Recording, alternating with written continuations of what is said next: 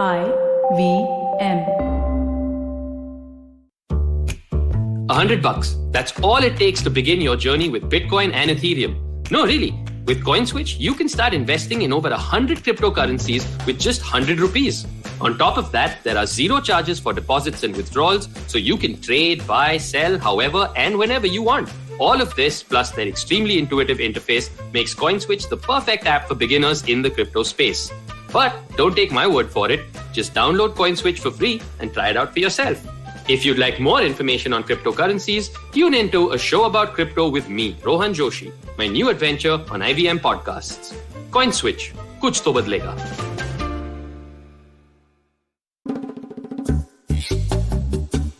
Hey everyone, welcome to Shunya One, episode 152. How are you doing, Amit? How's it going? I'm good, man. I'm good. How have things been with you? Things are interesting. It's been a bunch of holidays here and now, but we've still been pushing the episodes out. Yes, we have. But it's the holiday season. This is that time of year. I saw a really funny tweet from somebody, which I don't buy. But October, November, December of the year feel like the Friday. I'm done for the year. Is... if only we could be done for the year. I am not done for the year. I feel like we have a long way to go for the year. But it does make stuff, I would say interesting because people do a bunch of new things in holidays, or at least look forward to new things. Especially the kind of folks we talk to, all the founders we talk to, they're all like, everything is geared around holidays and spending and... Yeah. Impressive segue into the fancy new card that we're going to be talking about. Or exactly. Is it a card or is it a fintech, or how would you describe it? It is a card, I guess. They do actually send you a physical card. It's a card. Yes. It's a physical card. Yeah, but it's a fintech-based card, right? It's a tech-based card. But really interesting idea, right? Yeah. We're talking to Nitin Gupta, who's the founder and CEO of Uni. And funnily enough, Uni is like his, second or third startup. A number of them, right? He's been a serial entrepreneur and a big guy in the fintech space for a long time. And we're continuing our sort of fintech stalwart, series, it seems. So it's an unofficial series, but it's a good series that we have here. Exactly. And it's the never dying flavor of Indian startups, it seems. So I think it's only getting better. So yeah, very interesting conversation with Nitin, and of course a lot of insight as to why he's building a credit card, which is, compared to all the other sort of fintech options that you might build, it's one of those sort of seems like it's a small size of the market, given that even regular credit cards are hardly in the country. But yeah, he has some very cool insights for us to share as to why it's a big enough target to go after. It's a theme that keeps coming up, right? I think as we talk to more and more of these fintech founders, right? One of the themes that I see as common that comes up is that one of the great things about fintech is you don't have to be a market leader over there. Even if you become a sizable chunk of the market, it's still a meaningfully large business, which I think is something that we've heard from a number of founders so far. And I think we'll see more of that. We'll hear more of that as we continue with the fintech series for as long as we do. Exactly. Perfect. So on that note, let's take a break, come back and talk to Nitin.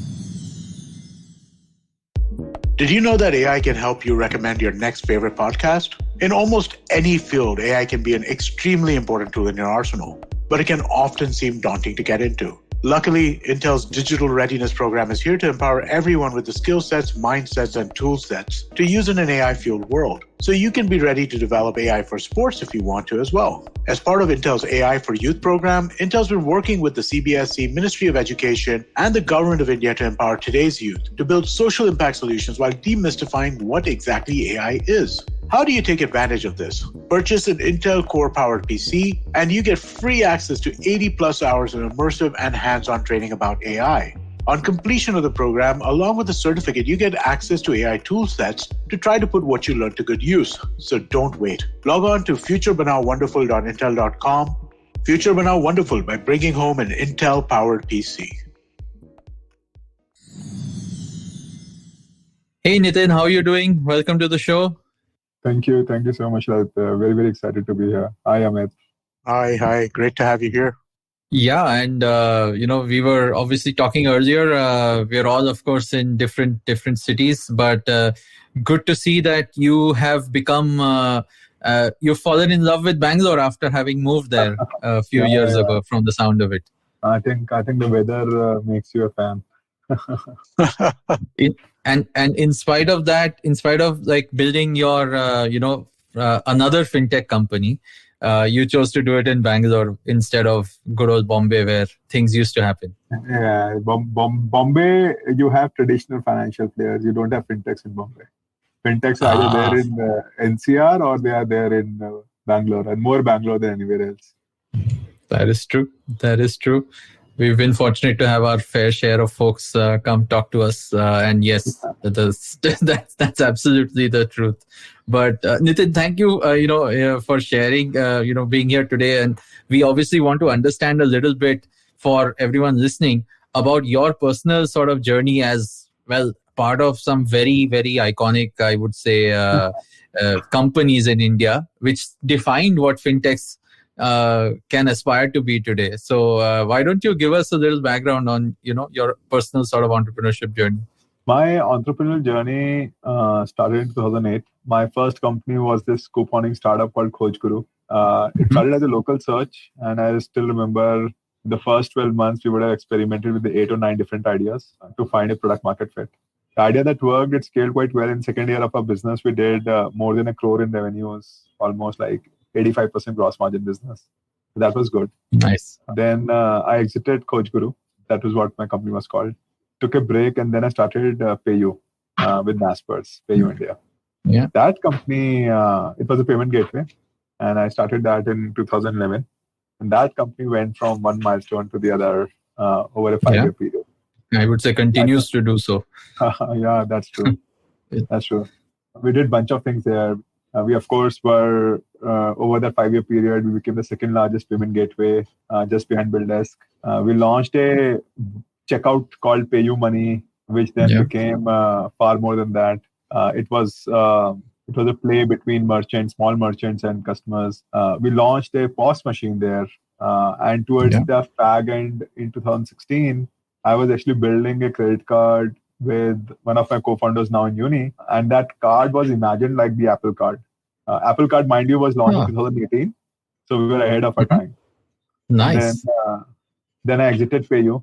That year, I think we processed $6 billion the year that I exited. And the company was, quite valuable. You did well. Thank you for saying that. I would say you guys obviously inspired, like I said, a lot of other fintechs to even, come into fruition. So thanks for setting that up. I think you all also did massive acquisitions, right? You all, even grew inorganically. In 2016, we acquired a company called Citrus. We were 3 times bigger than them, 3-4 times bigger than them. And when that acquisition happened, with that acquisition, the new management, Citrus management, took over PayU and I exited PayU. Then I took a break for a long 1 year. Actually, that was the best 1 year if I look back. It was chill, and it was a discovery of self journey. You should talk about that, actually. Not too many people, I mean, I'm sure in our audience, not too many people have had a chance to take a break. Let me say that qualify it that way. But it's good to hear that it's possible to take a break. I think breaks are more of a mental barrier than anything else. I think most of us have this middle class upbringing, right, where you're very goal oriented. You have to be busy. Goal oriented, busy. And at the same time, stability in income is seen as a proof of goodness. Yes. And most people don't have enough savings that they can afford long, large breaks. But once you break this mental barrier, right, you'll realize that it's not a savings that has been holding you back. It's you yourself. But taking a break without a plan is also dangerous. First 3-4 months are fun, right? You really don't do anything. You just have a lot of fun. But after that, if you have been very busy in your past life, you start thinking, boss, what next? And you then start exploring ideas. And if you don't zero in on your ideas soon enough, then bad ideas also start to look really good. That's well said. So people who take a break because they want to start up, you will and they haven't found an idea 6 months later, they'll end up committing to a bad idea and then not pursuing this further. For me, in that 1 year, many things happened. I'll not go into those gory details. But what conclusion I drew from there was that the best measure of entrepreneurship is when a company operates at scale, when company operates profitably, and when a company can operate sustainably for almost forever. Now, when I built PayU, right, it was a company at scale. It was about to turn profitable. Also, around that time, I saw many companies go from massive multi-billion private valuation to practically nothing. I basically realized that sustainability is a very important piece of the puzzle. There are companies you will see, they will list, and 25 years later, they'll disappear. Blockbuster, right? Many examples. But there are companies at the same time like Unilever and P&G and IDC who have been there for 100 years, right? And it's not that the business models have been same across those 100 years. It's just that these companies have managed to keep evolving themselves to stay relevant in today's day and age. And I realized that this is what true test of entrepreneurship is. Not just create a company which is massive, not just create a company which is profitable, but to create a company which can last well beyond the entrepreneur. And I realized that not legacy, but sustainability, right? Evolution. Right. Legacy is something else. Evolution is something else. Evolution is the important word here. Right. And I realized that a great way to measure that is public markets.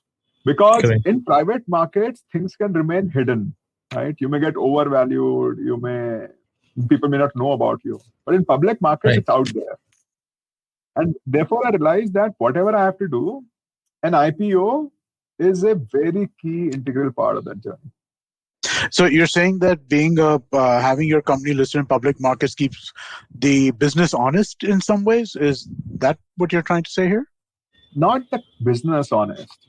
No, I mean like the honest from entrepreneur honest. Correct, but from I'm differentiating between the business and the entrepreneur. I'm saying the entrepreneur knows what their business is worth. If the business is not sustainable, right, you will see that signal written on the wall in big words. Your stock is $0. And that's why I said test of entrepreneurship, not really test of anything else. I also, while I was in PayU, right, we went from payments to start building this credit card, right? We started this financial services journey.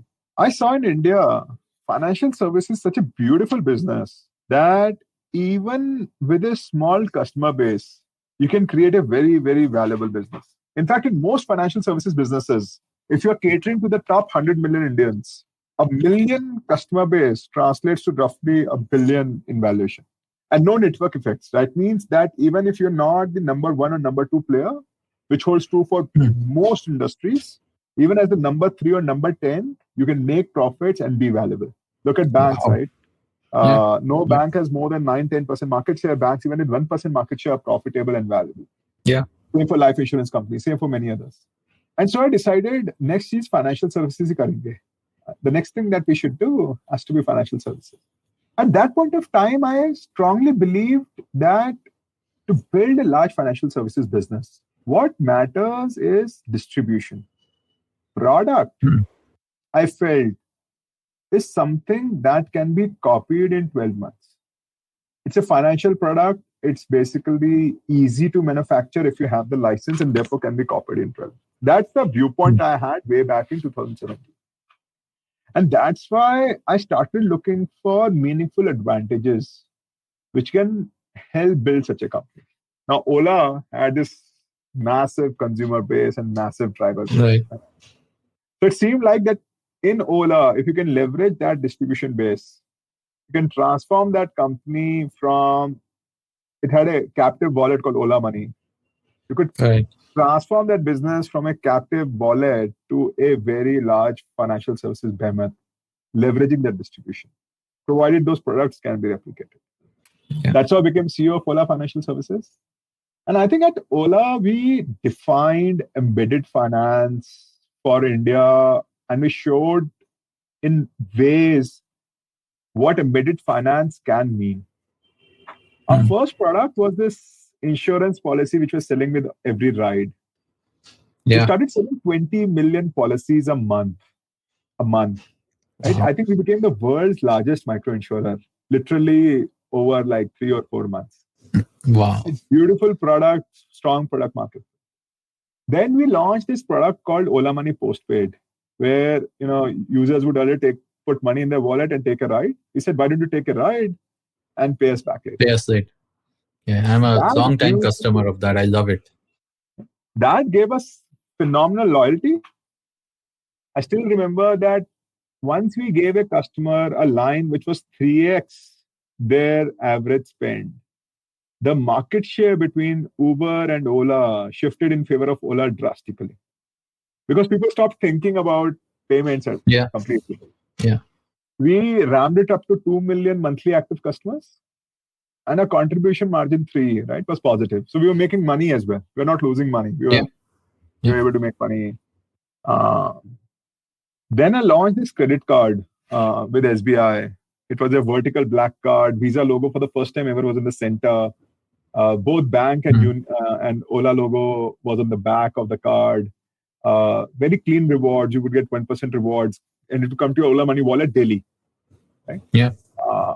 That experience also taught me a lot. What works, what doesn't work, what's good, what's not good about this entire credit card industry. But it also gave me some very deep insights into distribution. I came to the conclusion that if you are selling a contextual product, then distribution helps. Your distribution of Ola helps, right? Because contextually, when I sold insurance or Ola Money Postpaid, they sold really well. But people are fundamentally coming to Ola to take a ride. So if I try to sell them any other financial product, like a credit card, then I'm practically doing database marketing. And once I understood this, right, I realized that distribution is not really the game changer. The second thing that happened while I was there is that I realized that it's very naive to assume that financial products, particularly credit card-like products, can be replicated by anybody else. The financial portion of the product can be replicated, but the tech product, the entire depth that you can solve for there, that's not easily replicable. And when I had these realizations, I felt, it will be as hard to build an IPOable company inside Ola as it will be outside it. Simply because distribution is database marketing, right? And then, like a typical entrepreneur, you ask this question, then why build it for somebody else? Why not build it for yourself? It's going to be as hard. So that's when I exited Ola. While Ola Financial Services was pursuing a large gamut of financial products, I zeroed in on just credit cards opportunity, credit cards and pay later cards. And that's when I started uni, raising a $18.5 million seed round from Lightspeed and Excel. And in this journey, I have 2 co-founders and 3 people in my leadership team. So I'm very lucky that way to be doing this. So that's a very quick glimpse. Not too quick. We are 15 minutes down. So, so why credit cards? What was it about credit cards that got you that excited? The first thing is that it's a fairly attractive market. If you look at credit cards in India, there are about 100 billion in spends which happen on credit cards. The revenues are about 7 billion plus, and the PBT, actually the PAT, is more than $1 billion. In fact, if you look at the market cap attributable to the credit card industry in India, it's almost $60 billion. So SBI card is a great example, right? 12 million cards, 12 billion market cap. And there's 60 million cards in the market. So a million card, $1 billion, if you go to that formula, right, it's 60 billion from there. But there's another way to do this math. HDFC Bank is a $110 million bank. 25% of its profits comes from credit card business. So $27 billion for HDFC Bank. So 12 plus 27, you're almost at 39, right? And then you can keep adding the rest.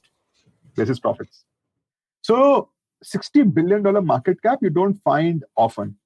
And then you look at the underlying macro. There are about 150 million people today who would shop online. There are about 190 million people who have taken a loan in the past from bureau. So they have a presence on bureau, performance on bureau. So you say, boss, why is it that there are only 60 million cards and 35 million Indians holding those 60 million cards? What could this number be in 5 years, given these macros? A consensus that forms, right, is that there should be about 100 million Indians holding a credit card or product in 5 years' time. And the number of cards in turn will be like more closer to 200 million. And therefore, the market cap attributable to these 200 million cards will be about $150, $200 billion. So it's just the statistics say that it has to happen. Yeah. And $100 billion incremental market cap will get created in the next 5, 6, 7 years. And there's a lot of opportunity in that. Really interesting. So, I mean, and this is the opportunity. I mean, correct me if I'm wrong, Nitin. This is, credit cards has been a hotly contested or at least debated, I would say, financial product in India, right? It's been there forever, but it's the catchment area of people using it has been in this same size, this 20 to, I think you mentioned 35 million now. Well, this was 20 million 5, 6 years ago. So it's growing. It's growing pretty steadily and it will continue to grow. Yeah, but everything else has grown in other leaps and bounds, right? Let's say the addressable market for every other product has sort of grown. Let's say the geo effect or whatever else has sort of catapulted all of that, right? So the same effect is flowing down here. You heard of that, right? Roti kapda makan. Right. When you are a 2,000 per capita GDP, per capita income GDP country, right? Your consumption is only that much. But once you cross, a $7,000-8,000 number, your consumption suddenly explodes. Now, in India, while the average may be low, the number of people operating in the $7,000-8,000 is continuously increasing. And when you have this continuously increasing number, right, their need for more products and services go up. They're now looking beyond roti kapda makan. Financial basket of goods, whether it's wealth goods, insurance goods, credit cards, right, they start getting consumed more as the number of people in this basket increases. In India, the addressable opportunity, the number of people who would consume these kind of goods was 30 to 40 million 5, 6 years ago.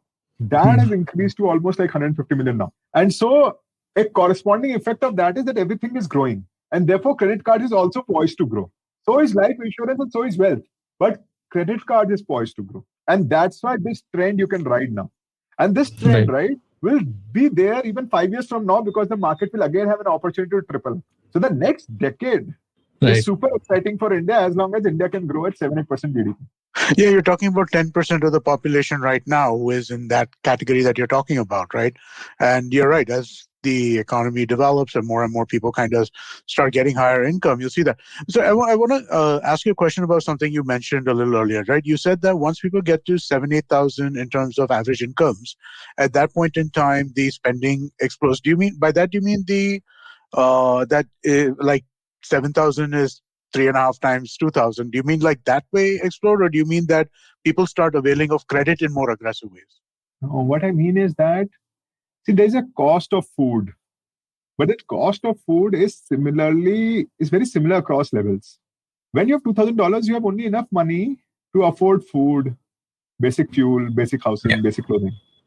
But when that money goes up, you now have disposable income to do more. And that disposable income defines your consumption basket. A credit card is useless if you don't have a consumption basket. What will you pay for with it? Yeah. I mean, the whole, these are averages, right? There is significant population above it as well. Sorry. Yeah, and the whole, consumption economy, as the word I've also heard is, it starts after that. You start discretionary spends after that threshold. What you're talking about is discretionary spending, right? After your roti kapda makan is taken care of, you spend on things. But the correlation, I think we're making behavior. When you see people buying online, that's discretionary buying. It's a great indicator of the size of the population with discretionary spending power. And I think what you're saying also is, or rather we are seeing is that with discretionary spending power, people also choose to avail these credit products more because they have sort of trust in the credit cycle. And I'll buy wealth products. I'll buy clothes online. I'll do this. I will consume food. Yeah. Now to do this, I need payment products. Earlier, I was consuming from bank account, but now I qualify for a credit card. It seems like a smarter product. I use a credit card and so on and so forth. Correct. No, Nitin, I mean, obviously there's so much to unpack here. I want to, take a quick break, come back and talk more about exactly what the Uni product is, of course. All right, let's do that. Hello, everybody. It's been another great week on the IVM Podcasting Network. On Cyrus Says, Cyrus is joined by the actress Neena Gupta, who talks about her distinguished career and her new book, Sach Kahun To, an autobiography. On the Edges and Sledges Cricket Podcast, Varun, DJ and Ashwin discuss the last week of the IPL 2021 and Dhoni finishing it off in style as CSK enters the finals. On Simplified, the gang debate the Great Resignation, a global phenomenon causing a major spike in employees quitting en masse. On Paisa Vaisa, Anupam talks to Rohan Paranjpe, head of alternative investments at Waterfield Advisors. They discuss investing and the outlook on startup culture in India. And on The Habit Coach, Ashton explains how we should slow down and smell the roses with the help of the Goan concept of Susse Guard. Do follow us on social media. We're IVM Podcast on Twitter, Facebook, Instagram, and LinkedIn. And remember, if you enjoyed this show or any of our other shows for that matter, please do tell a friend. We appreciate the word of mouth. And finally, we'd like to thank the sponsors on our network this week: Cred, Bank of Baroda Quarter, CoinSwitch Kuber, Slay Coffee, Intel, and Kotak Mahindra Bank. Thank you so much for making this possible. Hey, welcome back, everyone. Nitin, you've shared a roadmap so far of, not just yourself personally, but also what the market has been in India for financial products and how they've grown. And with the specific, discussion we were just having around credit cards and why they are poised to sort of grow massively, along with probably various other services in the financial market. But what I want to know is, obviously, exactly when you've launched Uni, I think you guys were still in stealth for a long time before actually coming out. The product is out now. I'm one of the many people on the wait list. But what is the product that few people have seen and used, and how do you intend to sort of stand apart from the rest of the credit card gang, which is obviously banks and a few other maybe fintechs as well?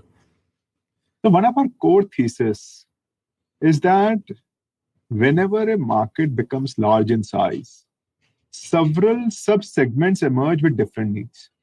Look at the smartphone market, for example, right? A decade ago, there were literally 4 smartphone launches in a year. Today, you have people with varying needs, right? Somebody is indifferent to a price. Somebody is very sensitive, wants a 5, 10, 15,000 rupee phone. Somebody wants a bigger screen. Somebody wants a better processor to play games. Somebody wants a fingerprint or an iris scanner. Somebody wants a better battery, right? People have different needs, and therefore manufacturers will make different products catering to those different needs. Right. Same is true for credit card or credit-led payments industry too. Credit card is a very reward-oriented product, right? It gives you 30 days of credit and gives you rewards.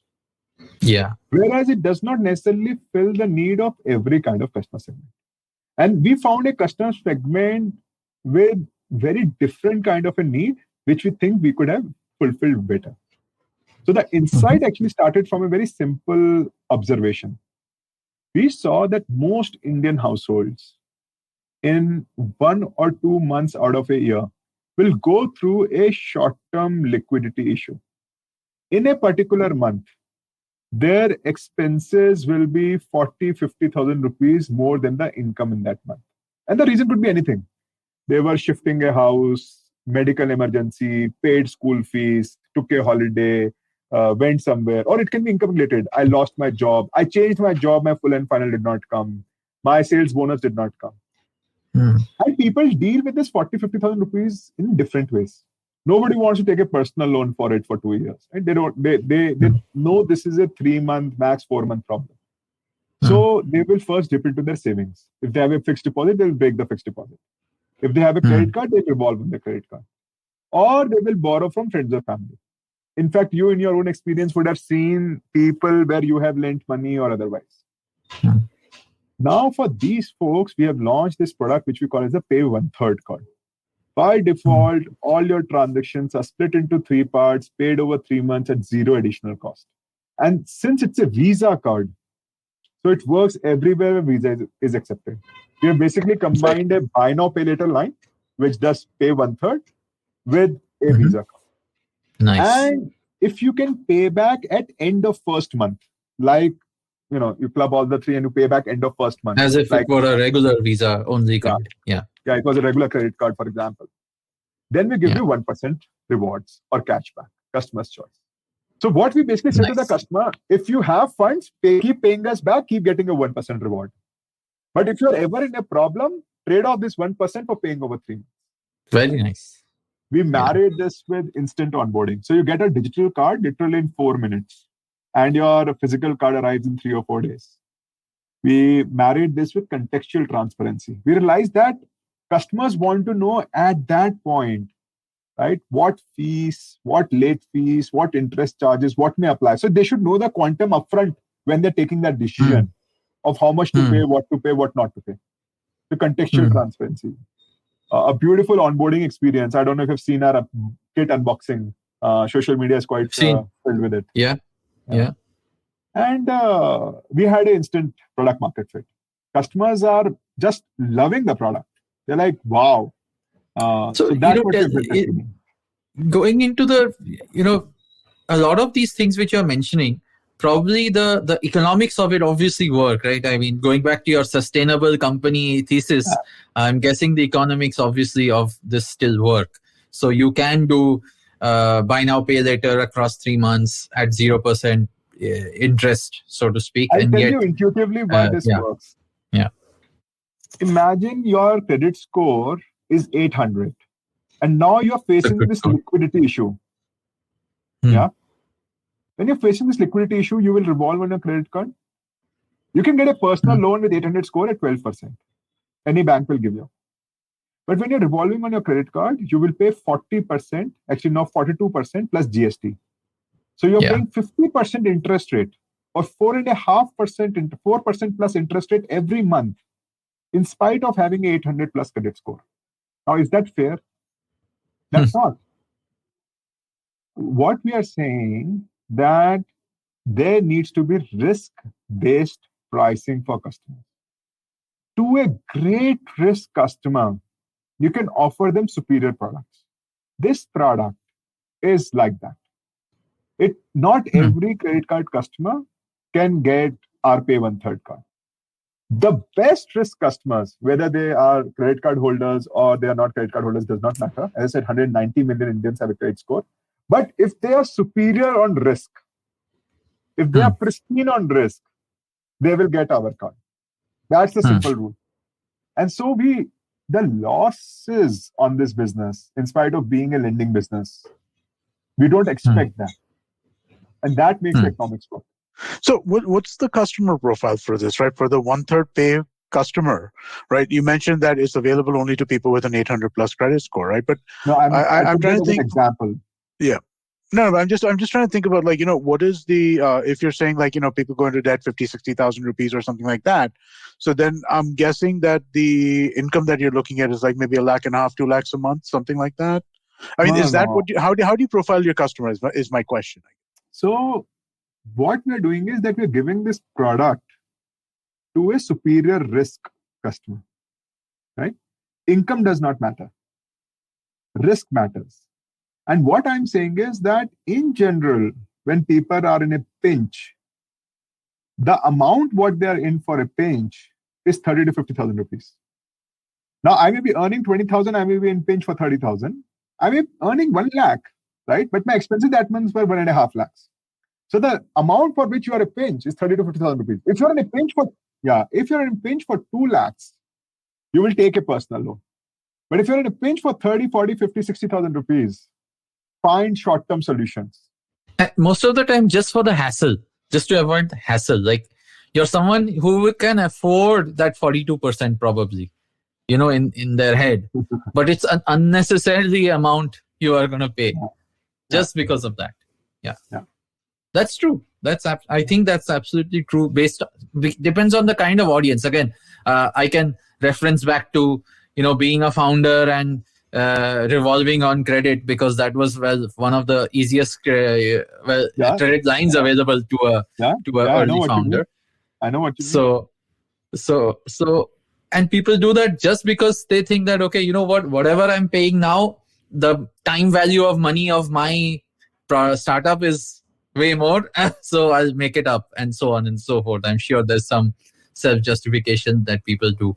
But, just to pinpoint on then, you're saying the risks are safer for you. You've let's say you've made the entry barrier fairly solid, so your downside is somewhat protected. But what about the upside? How do you make money then when in a way you're making sure people cannot revolve credit, right? Yeah, like no, not really. 3 months ke baad only they can really revolve credit. Not really. So what happens is that there's some transition that people convert into longer tenure EMIs. BNPL networks are now easily available from the likes of Pine Labs, etc. Right? I can get a 0% EMI on my Samsung credit. So these are sources of your income. I see. So you further channel the actual credit through some other network. So you're not the credit provider, is it? No, I'm not the credit provider because I have lending partners. But more fundamentally, I'm saying that there are more income sources. Sources like I made a Spain for 80,000. Now 3 months doesn't suffice for me. I need to convert this into a 12-month EMI. That's one example. Or I am going to buy this Samsung fridge on Chroma. I need a 12-month EMI. Now that 12-month EMI is available at zero cost because Samsung is submitting it. So that income is available. And so and so forth. That becomes a very meaningful source of income. Okay, so obviously then you have your sort of OEM partnerships, you have your other BNPL channel partnerships, and so on and so forth. On the card, right, you get paid an interchange. Okay. Yeah, that's standard. The card income. Okay. So from a consumer point of view, the consumer is never really paying. The consumer is still just using your service, and if at all they are using a channel service or extending credit beyond the 3 months which you already provide, or doing more further splits, that's when they pay, just like they would pay directly to any of those other partners. That's correct. So what can you build on top of this? I mean, this is obviously a great sort of. I love the fact that the premise is simple. Yeah. Right. It's 1/3. It's not half. It's not 6 months. It's 1/3. It is what it is. Seems like most of your customers. This is a highly engaged customer, right? High credit score, usually affluent. They trust you. You have their payment source. Cross-sell anything. Once you have 1 million card base, I think opportunity is meaningfully unlocked. Somewhere, this customer is even more pristine than a typical credit card customer. Since I'm not letting every credit card customer get paid 1/3, only a part of it. Actually, only 50% customers qualify. So this customer, this product is much harder to get than any credit card out there.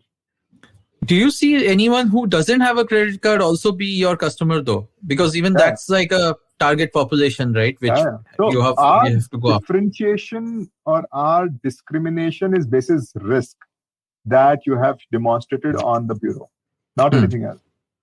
And that could be through a home loan I have had forever, and car loan, home loan, whatever reason, personal loan, whatever, right? Could be anything. Right.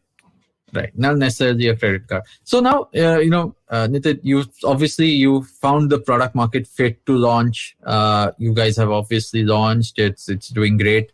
Where is the directionally, how do you now get to your, let's say, the 5-year plan, right? Amongst how much of the market share are you going after with this product, or let's say other stuff in the pipeline? And if you can talk a little bit about what's coming down the pipe in the next, let's say, 18 months. Pretty clear. Yeah. In 12 months, we should be about 1 million cards strong. So I like to comment only on short-term goals. Vision is the vision is quite large. The vision is that for this industry, the entire credit card industry, you raise the bar.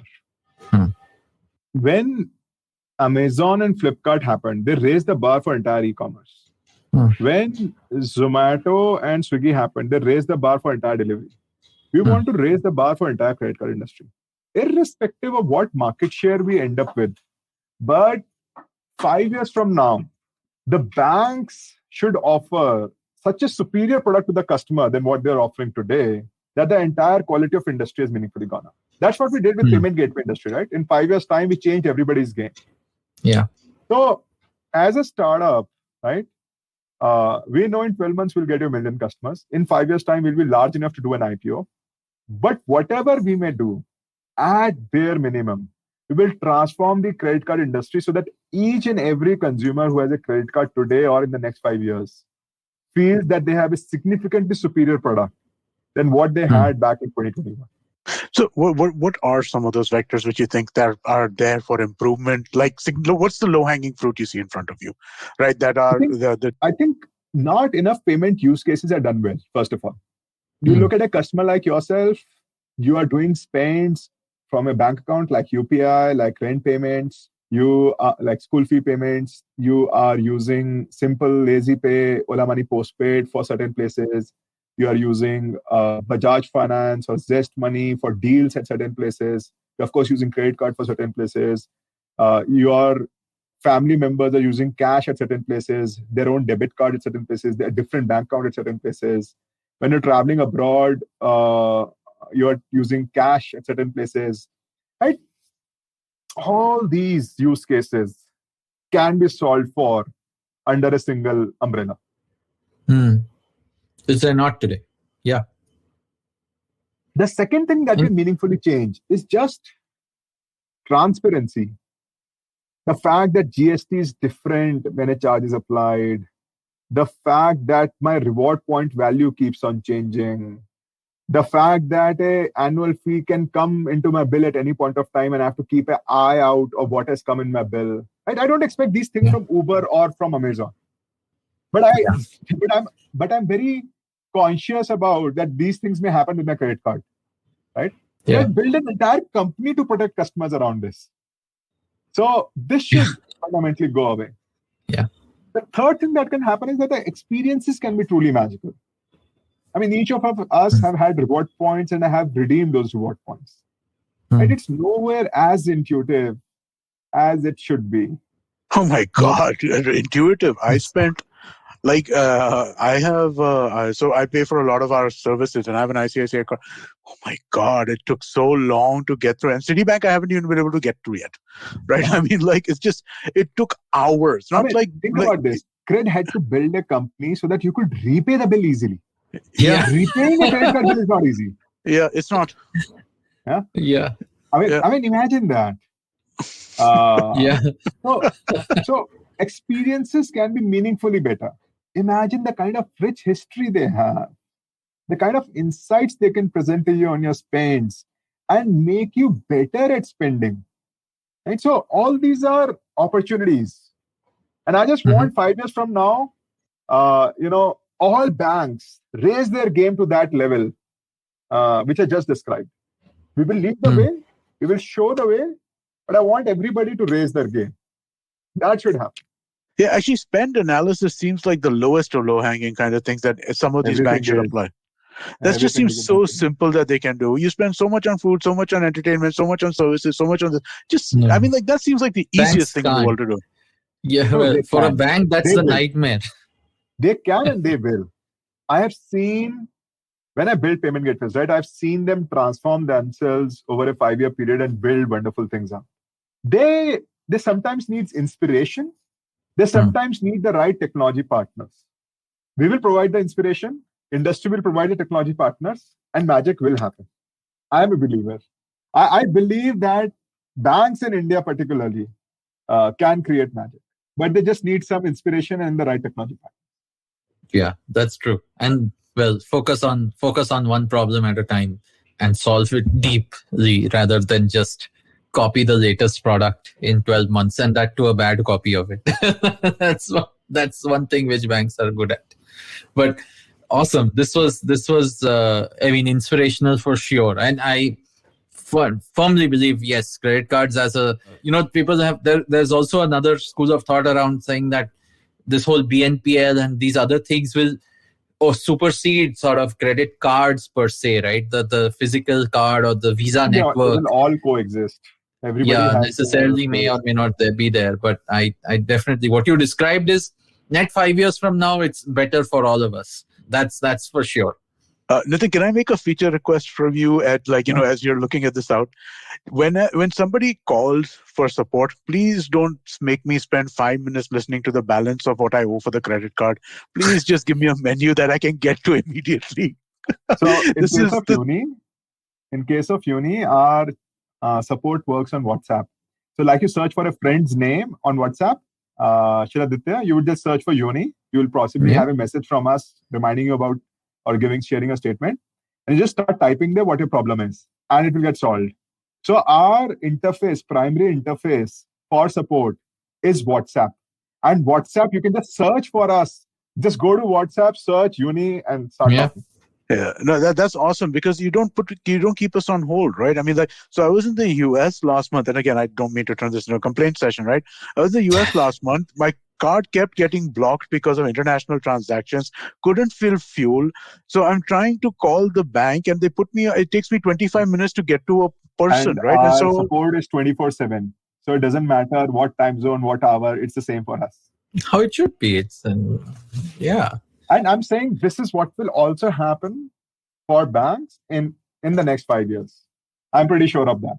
You're really setting expectations very high from banks, I must say, Nitin. I mean, no other tech founder has come on this show, especially fintech ones. And while they've praised the government for making UPI, they've praised banks for being early adopters and whatnot, but they've not had so many expectations from them, which is truly what you say.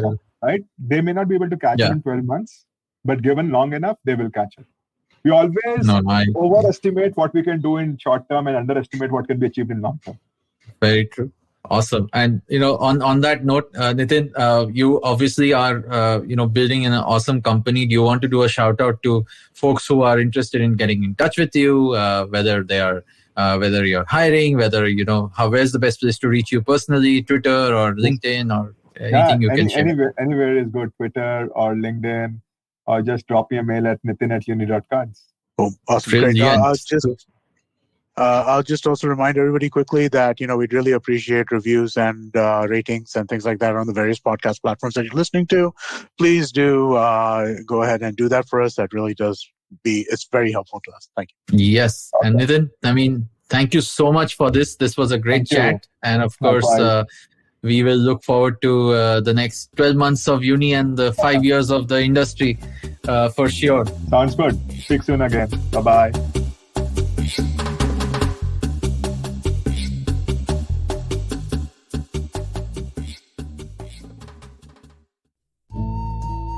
सफर, रास्ते, मंजिल और मुकाम, अक्सर ये हमसे कुछ कहना चाहते हैं, पर हम हैं कि अपनी रोजमर्रा की जिंदगी में इन्हें सुनने से कतराते हैं। नमस्ते दोस्तों, मेरा नाम है केशव चतुर्वेदी और मैं आपको ले चलूंगा कुछ ऐसे सफर पर जहां आपको एक नया नजरिया मिलेगा सफर और मंजिलों को देखने का। आइए इन किस्से कहानियों में डूब जाएं, हर मंगलवार और शुक्रवार। Hi everybody, just wanted to ask everyone for a quick favor. We're running a brand survey right now and would really appreciate it if you could let us know what you think about the advertising on IVM. Go to ivmpodcast.com/survey and do let us know. As part of this, we'll be selecting 10 random participants and sending them some IVM swag, so do fill out those surveys.